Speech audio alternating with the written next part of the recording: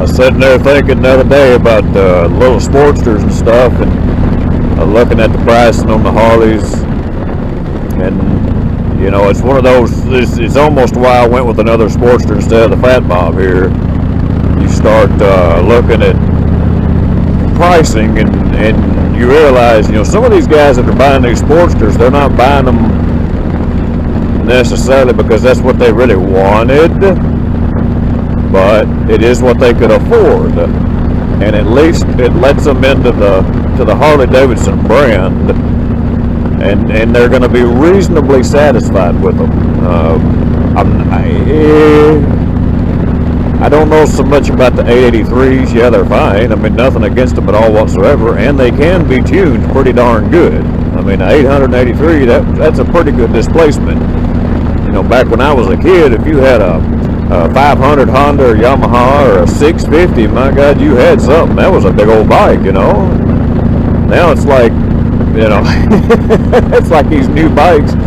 You know, if you ain't got at least an 883, you ain't got nothing, and that's bullcrap.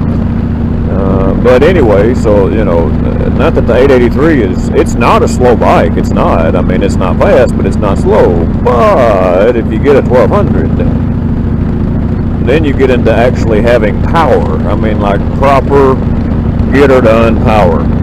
So, yeah, 1200 Sportster. The 2004 that I had all the work done to it by the previous owner, I still think would out accelerate this bike. So I mean, yeah, they can be a lot of fun, but they're so much cheaper. My God, those things are so much cheaper, and I think that has a lot to do with it. Because I mean, let's face it, we we may want a 2018 Road Glide, CVO Road Glide Ultra, but you know, some of us have a Honda Metropolitan pocketbooks, so.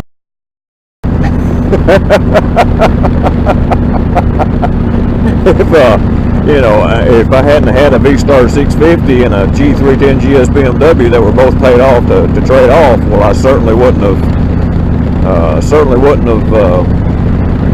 got into. I take it back. The G310 I did have finance, but I had equity in it. But you know, that's the only reason why I got into this bike. But yeah, it's Lord have mercy, they like these things a lot.